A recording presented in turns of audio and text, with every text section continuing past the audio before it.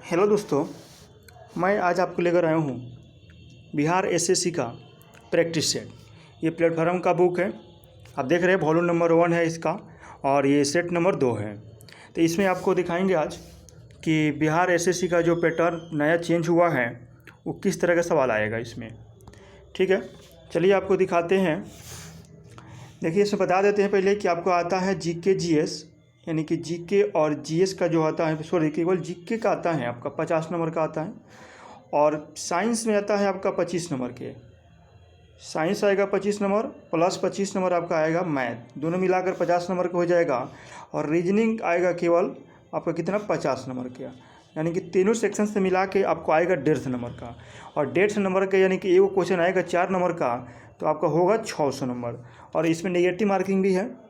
एक क्वेश्चन पर आपका 4 क्वेश्चन गलती करिएगा तो एक क्वेश्चन आपका कट जाएगा, यानी कि 4 पर 1 नेगेटिव मार्किंग है।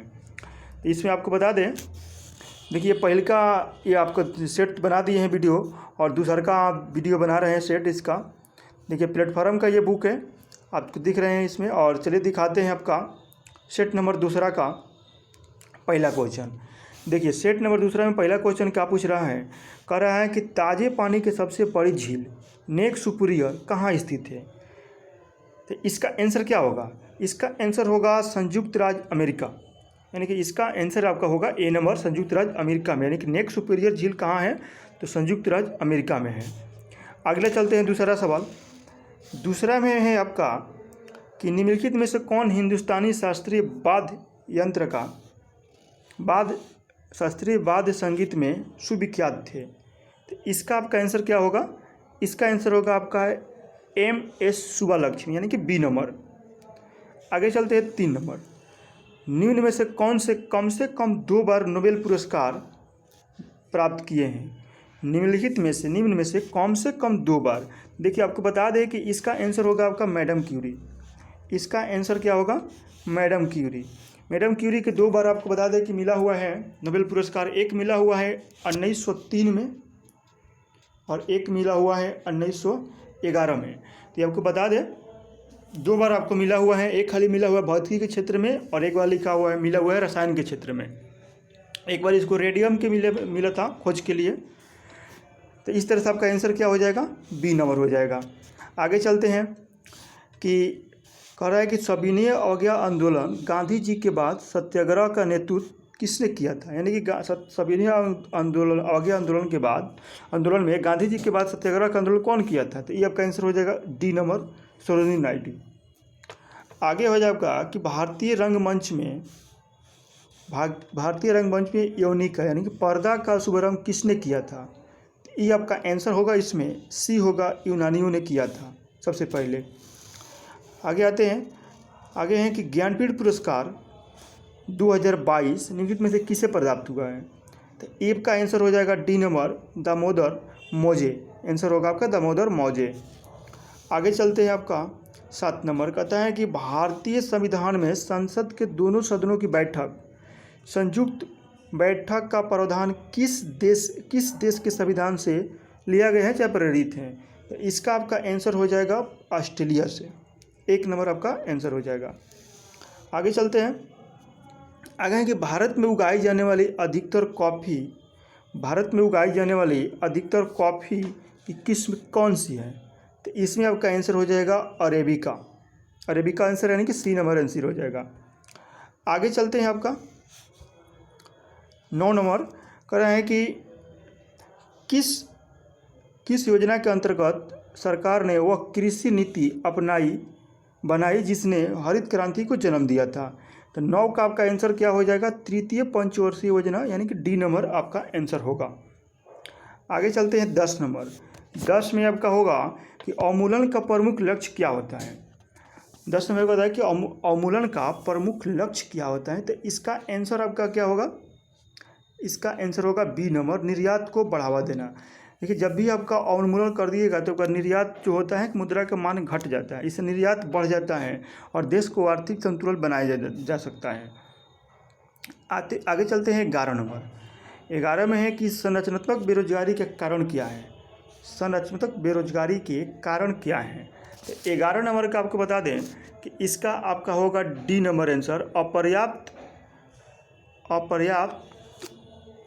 उत्पादन क्षमता। इसका आपका डी नंबर हो जाएगा, अपर्याप्त उत्पादन क्षमता। आगे चलते हैं 12 नंबर कहता है कि भारतीय संविधान ने भारत को किस प्रकार वर्णित किया गया है। तो आपको देखिए संविधान फर्स्ट पढ़िएगा तो अनुच्छेद नंबर फर्स्ट में लिखा हुआ है कि भारत एक राज्यों का संघ है, यानी कि बी नंबर आंसर हो जाएगा, एक राज्यों का संघ है।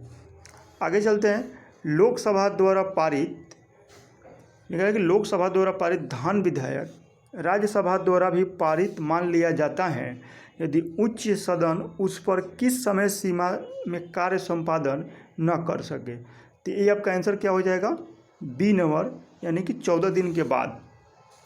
आगे चलते हैं, अगला सवाल कि सरदार वल्लभ भाई पटेल की तुलना किस निम्नलिखित में से किससे की जाती है। तो सरदार वल्लभ भाई पटेल की तुलना निम्नलिखित इसमें से बिस्मार्क के साथ की जाती है, यानी कि डी नंबर आंसर हो जाएगा। आगे है आपका सवाल, नेताजी इंडियाज इंडिपेंडेंस एवं ब्रिटिश आर्काइव्स पुस्तक के लेखक कौन है। इसका हो जाएगा आपका 15 नंबर का, 15 का आपका आंसर हो जाएगा सी नंबर, डॉक्टर कल्याण कुमार डे। अगला चलते हैं 16, कहता है कि किसी वस्तु का पूंजी अथवा आयात उत्पादन का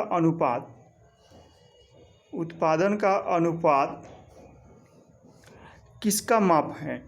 इसका आंसर क्या होगा आपका 16 हो जाएगा बी नंबर, उत्पादन की प्रति इकाई में निर्दिष्ट पूंजी की राशि। आगे चलते हैं, मौलिक अधिकार को लागू करने के लिए रिट जारी किया जाता है, यानी कि मौलिक अधिकार को लागू करने के लिए रिट जारी किया जाता है। देखिए इसको बता दें कि आपको रिट दो हाई कोर्ट भी जारी करता है और सुप्रीम कोर्ट भी जारी करता है। हाई कोर्ट में आपको जाएगा ना 226 से, और सुप्रीम कोर्ट में जाइएगा तो आर्टिकल नंबर 32 से रिट जारी करता है 5 प्रकार का। तो ये आपका आंसर क्या हो जाएगा, सी नंबर आपका आंसर हो जाएगा, उच्चतम न्यायालय द्वारा। आगे हैं कि भारतीय अक्षय ऊर्जा द्वारा और ऊर्जा दिवस या नवीकरणीय ऊर्जा दिवस प्रत्येक वर्ष किस तिथि मनाया जाता है। तो ये आपको हो जाएगा 18 के डी नंबर, यानी कि 20 अगस्त को मनाया जाता है। आगे हैं कि गांधी इन चंपारण पुस्तक के लेखक कौन है। इसका आंसर क्या होगा, दीनानाथ गोपाल तेंदुलकर, यानी कि बी नंबर। आगे हैं तकला मकान, यानी कि तकला मकान मरुस्थल कहाँ स्थित है। तकला मकान मरुस्थल आपका कहाँ है, चीन में स्थित है। अगला देखते हैं 21 नंबर, कह रहा है कि मानचित्र बनाने के विज्ञान को क्या कहा जाता है। तो इसका आंसर हो जाएगा कार्टोग्राफ, ए नंबर कहा जाता है, कार्टोग्राफ। आगे चलते हैं, कहता है कि मुद्रास्फीति के अंतर्गत, अब बताना है कि मुद्रास्फीति के अंतर्गत क्या होता है। तो इसमें आपका आंसर क्या होगा, 22 का मुद्रा का मूल्य घट जाता है, 1 नंबर होगा आंसर, मुद्रा के मूल्य घट जाता है। आगे चलते हैं, अगला है कि आईएमएफ की पूंजी किसके योगदान से बनती है। आईएमएफ की पूंजी किसके योगदान से बनती है। तो इसमें आपका आंसर क्या हो जाएगा, इसका आंसर होगा सी नंबर, सदस्य राष्ट्र। अगला है कि राष्ट्रीय कृषि अनुसंधान प्रबंधन अकादमी कहाँ स्थित है। 24 के आंसर क्या होगा, 24 का आपका आंसर हो जाएगा बी, हैदराबाद। आगे चलिए, आगे हैं कि भारत में निम्नलिखित में से किस प्रकार की ऊर्जा बिजली का उत्पादन होता है, किस प्रकार की बिजली का उत्पादन होता है। तो ये आपका आंसर क्या हो जाएगा, 25 के आपका आंसर होगा बी, यानी कि तापीय बिजली ऊर्जा। आगे जाते हैं, जब स्वतंत्रता की माउंटबेटन योजना की स्वीकार की गई उस समय भारतीय राष्ट्रीय कांग्रेस की अध्यक्ष कौन थे। तो उस समय आपका भारतीय राष्ट्रीय कांग्रेस के अध्यक्ष थे आचार्य जेपी कृपलानी। बता दें कि ये मौलाना आज़ाद सबसे ज़्यादा दिन तक कांग्रेस के अध्यक्ष रहे थे और सबसे युवा भी रहे थे। आगे चलिए, कहता है कि लोकसभा का चुनाव लड़ने के लिए प्रत्याशी की न्यूनतम आयु कितनी होती है। तो लोकसभा के चुनाव लड़ने के लिए आपको 25 साल की आयु होनी चाहिए। आगे है कि यह विचार किसने विकसित किया था। कि साधन ही उद्देश्यों का औचित्य बनाते हैं। साधन ही उद्देश्यों का औचित्य बनाते हैं। तो ये आपका हो जाएगा, इसका आंसर आपका होगा डी नंबर, महात्मा गांधी ने कहा था। आगे है कि किसने कहा था कि स्वाद का वास्तविक स्थान जीवा नहीं बल्कि मन है। इसका आंसर क्या होगा? इसका भी होगा महात्मा गांधी ही कहे थे। आगे दिखाते हैं 38 नंबर कि भारतीय संविधान की उद्देशिका में परिवर्तन किस संशोधन अधिनियम से किए गए हैं। तो आपको मालूम है कि भारतीय संविधान के संविधान संशोधन 42वां 1976 में 3 शब्द जोड़ा गया था आपका उद्देशिका में। तो आपका आंसर क्या हो जाएगा? 42वां संविधान संशोधन 1976। आगे चलते हैं कि संसद के किसी भी सदन के 2 सत्रों के बीच अंतराल किससे अधिक नहीं होना चाहिए। देखिए, किसी भी संसद के जो होगा उसमें से 6 महीना से अधिक नहीं होना चाहिए, यानी कम से कम आपको 6 महीना अंतराल होना चाहिए। और सामान्य तौर पर आपको बता दें कि संसद में 3 गो होता है अधिवेशन, सदन बैठती है। आगे चलते हैं, एलोरा